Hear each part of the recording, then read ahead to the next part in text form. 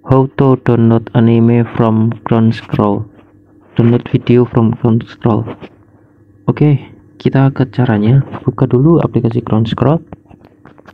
Pastikan kalian sudah login atau daftar dulu kalau belum punya aplikasinya.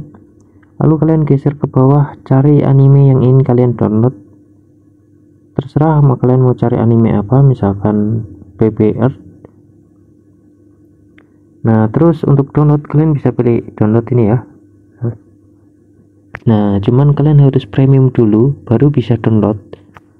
Ini harus premium atau berlangganan dulu, kalian baru bisa download. Kalau yang gratisan misal, ini kalian harus tetap aja, kalian harus premium atau bayar dulu baru bisa download premium intinya. Jadi seperti itu, kalian harus berlangganan, beli bulanan baru bisa download anime di Crunchyroll. Gitu aja ya caranya. Dah.